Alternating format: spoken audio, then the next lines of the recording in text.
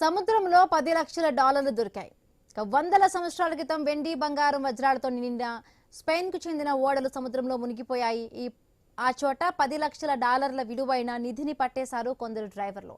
ఫ్లోరిడాకు సమీపంలోని అట్లాంటిక్ తీరంలో ఓ కంపెనీ తరపున వెళ్లిన వీరికి ఈ నిధి దొరికింది. ఇందులో 1000 బంగారు, వెండి నాణాలు ఉన్నాయి. ఇవి అప్పటి స్పానిష్ పాలనలో ఉన్న బొలీవియా, మెక్సికో, పెరూ దేశాలకు చెందిన ముద్రలతో ఉన్నాయి. ఇప్పటికీ అవి స్పష్టంగా కనిపిస్తున్నాయి. అప్పట్లో స్పెయిన్ నుంచి బయలుదేరిన నౌకలు కొన్ని న్యూ వరల్డ్ నుంచి తిరుగు ప్రయాణమయ్యాయి. 1715 జూలై 31న వచ్చిన తుఫానులో ఆ ఓడలు ధ్వంసమై అందులోని నిధి మొత్తం సముద్రంలో పడిపోయింది. దాని విలువ దాదాపు 40 కోట్ల డాలర్లు. ఫ్లోరిడాలోని టర్కోయిస్ జలాల అడుగు భాగాన ఉన్న ఆ ప్రదేశాన్ని ట్రెజర్ కోస్ట్ అని పిలుస్తారు. ఇటీవల షిప్రెక్ కంపెనీకి చెందిన డ్రైవర్ల బృందం అన్వేషణ జరిపింది, నిధిని కనుగొంది. ఈ బృందంలో లెవిన్ షేవర్స్ అనే డ్రైవర్ ఈ నాణేలను కనుగొన్నారు.